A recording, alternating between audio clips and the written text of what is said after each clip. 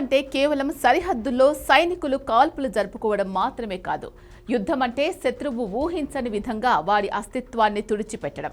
ప్రపంచ మిలిటరీ చరిత్రలో ఒక్కొక్కరికి ఒక్కో గుర్తింపు ఉంటుంది. కానీ Iran Islamic Revolutionary Guard Corps Aerospace Force commander Amir Ali Hajizadeh స్టైలే వేరు. మన తెలుగు సినిమాల్లో పగకు, ఆగ్రహానికి, తిరుగులేని విధ్వంసానికి ప్రతీకగా కాటేరమ్మ కొడుకు అనే పదాన్ని వాడుతుంటాం. సలార్ సినిమా తర్వాత ఇది బాగా ఫేమస్. ఈ ట్యాగ్ హజీజాదేకు ఎందుకు సరిపోతుంది అంటే ఆయన ప్లాన్ చేసినా, ఆయన క్షిపణిని ప్రయోగించినా అక్కడ శ్మశాన నిశ్శబ్దం తప్ప ఏమీ మిగలదు. ఈయన శాంతి మంత్రాలు చదివే రకం కాదు. క్షిపణుల ద్వారా శత్రువుల గుండెల్లో మరణ మృదంగం వాయించే రకం. ఆకాశంలో మేఘాలు కాకుండా ఇరాన్ క్షిపణులు నిప్పులు చిమ్ముతూ కనిపిస్తున్నాయంటే దాని వెనుక ఉన్న మాస్టర్ మైండ్ హజీజాదే. హజీజాదే పవర్ ఏంటో తెలియాలంటే ఇరాన్లోని పర్వతాల కింద ఉన్న రహస్య ప్రపంచాన్ని చూడాలి. ప్రపంచంలో మరే దేశానికి లేని విధంగా మిస్సైల్ సిటీస్ నిర్మించిన ఘనత ఈయనదే. భూమికి 100 అడుగుల లోతులో కిలోమీటర్ల పొడవునా పర్వతాలు తొలచి భారీ టన్నెల్స్ ఏర్పాటు చేశారు. అక్కడ వేల సంఖ్యలో క్షిపణులు ఎప్పుడు సిద్ధంగా ఉంటాయి.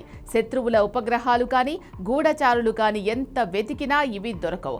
ఒకవేళ ఇరాన్ మీద దాడి జరిగితే కొండలు పగులుతూ ఆకాశంలోకి మృత్యువు దూసుకొస్తుంది. ఆ టెక్నాలజీని, ఆ వ్యూహాన్ని రూపొందించిన హజీజాదే ఇరాన్ను ఒక అజేయమైన కోటగా మార్చారు. అమెరికా లాంటి సూపర్ పవర్ సైతం ఇరాన్ వైపు కన్నెత్తి చూడాలంటే భయపడేలా చేసిన అసలైన మొనగాడు ఇతనే.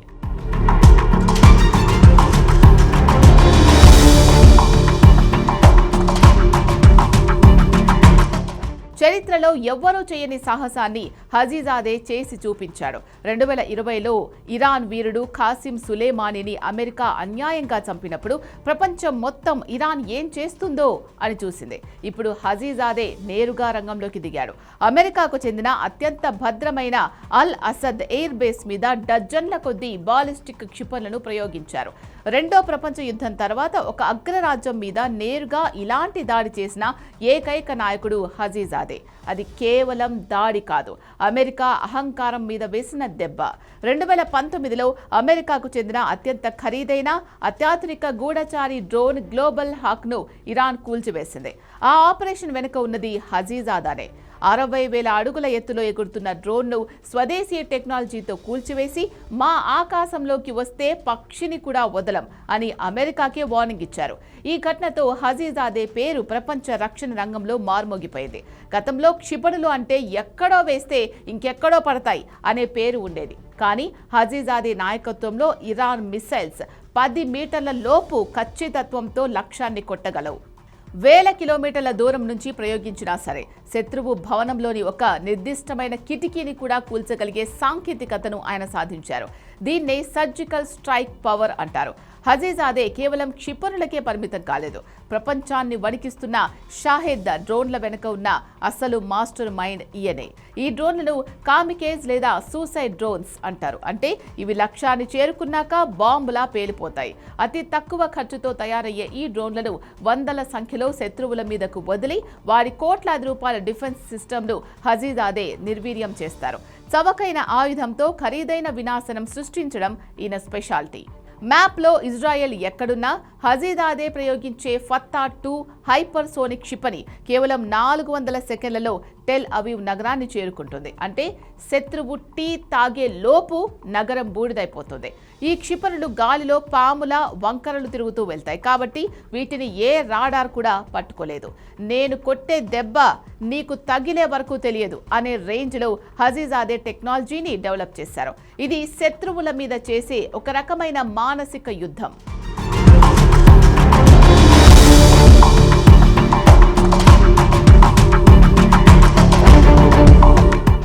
మీరు ఒకరిని చంపితే మేము మీ సామ్రాజ్యాన్నే కూల్చేస్తాం అని చేతుల్లో చూపించిన ఆయన తెగింపు ఆయనను ఇరాన్ ఆర్మీ ఒక లెజెండ్గా నిలబెట్టింది.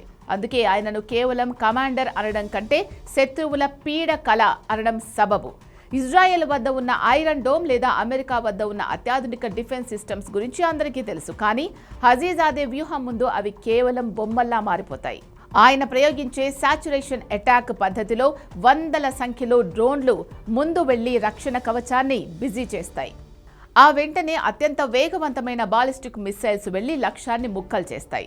ఇటీవల ఇజ్రాయెల్ మీద జరిగిన క్షిపణి దాడుల వెనుక ఉన్న టెక్నికల్ బ్రెయిన్ హజీజాదాదే. ఆయన దగ్గర ఉన్న ఫతా లాంటి హైపర్సోనిక్ క్షిపణులు శబ్దం కంటే 15 రెట్లు వేగంతో వెళ్తాయి. అంటే శత్రువు తన రాడార్లో ప్రమాదాన్ని గుర్తించే లోపే ఆ ప్రాంతం బూడిదైపోతుంది. ఇన్ని రకాల విధ్వంసకర ఆయుధాలు తన గుప్పిట్లో పెట్టుకున్న హజీజాదే నిజంగానే ఒక విధ్వంసకర శక్తి. చాలా మంది జనరల్స్ కేవలం యుద్ధం చేస్తారు, కానీ హజీజాదే స్వయంగా ఒక ఇంజనీర్ లాగా క్షిపణి తయారీలో పాల్గొంటారు. ఆంక్షల వల్ల విదేశీ విడిభాగాలు రాకపోయినా స్థానికంగా దొరికే వస్తువులతోనే ప్రపంచ స్థాయి ఆయుధాలు తయారు చేయించారు. అవరోధాలే మాకు అవకాశాలు అని నమ్మే రకమైన. అందుకే ఇరాన్ యువతకు ఆయన ఒక రోల్ మోడల్. చివరగా చెప్పాలంటే అమీర్ అలీ హజీజాదే అంటే కేవలం ఒక సైనికాధికారి కాదు, ఆయన ఒక సైద్ధాంతిక పోరాట యోధుడు. పశ్చిమ దేశాలు ఇరాన్ మీద ఎన్ని ఆంక్షలు విధించినా ఆయన వెనక్కి తగ్గలేదు. స్వదేశీ సాంకేతికతతో ఇరాన్ను ప్రపంచంలోనే టాప్ 5 క్షిపణి దేశాల్లో ఒకటిగా నిలబెట్టాడు. ఆయన కళ్లల్లో కనిపించే ఆ నిశ్చలత్వం, నిర్ణయాల్లో ఉండే ఆ కఠినత్వం చూస్తుంటే కాటేరమ్మ కొడుకు అనే మాస్ ట్యాగ్ ఆయనకు తప్ప వేరెవ్వరికీ సెట్ అవ్వదు. శత్రువు ఎవరైనా ఎక్కడున్నా హజీజాదే దృష్టి పడితే వాడి అంతం మొదలైనట్టే. ఖమేనీ ఆదేశిస్తే హజీజాదే అమలు చేస్తారు. కానీ హజీజాదే కళ్లల్లో ఉండే ఆ నిశ్శబ్ద పగ శత్రువుకు భయం కలిగిస్తుంది. ఆయన ఎప్పుడూ నవ్వుతూ కనిపించరు. ఆయన మాటల్లో వినయమున్నా చేతల్లో విధ్వంసం ఉంటుంది. ఒకసారి ఆయన మాట్లాడుతూ, మేము యుద్ధం కోరుకోము, కానీ యుద్ధం వస్తే అది మీ గడ్డ మీద ముగుస్తుంది అని చెప్పారు. ఈ ఒక్క మాట చాలు ఆయన కాన్ఫిడెన్స్ ఏంటో చెప్పడానికి. ఇరాన్ రక్షణ వ్యవస్థకు ఆయన ఒక కవచం అయితే శత్రువులకు ఆయన ఒక వినాశనం. అందుకే నేటి ఇరాన్ నాయకత్వంలో అత్యంత దమ్మున్న శక్తివంతమైన నాయకుడిగా అమీర్ అలీ హజీజాదే చరిత్రలో నిలిచిపోతారు. సుప్రీం లీడర్లు లేకపోయినా తాను ఆడుతున్న ఆటకు అమెరికా పక్క తడుస్తోంది. ఫైనల్గా వీడి యుద్ధం మొదలు పెడితే శత్రువుకి అంత్యక్రియలు చేసేవాడు కూడా మిగలడు. ఆకాశం నుంచి నిప్పులు కురుస్తున్నాయంటే అది మేఘాల కోపం కాదు, అది హజీజాదే పంపిన మృత్యు సందేశం అనే క్లారిటీ శత్రు దేశాలకు ఈ యుద్ధంలో ఇచ్చేశాడు.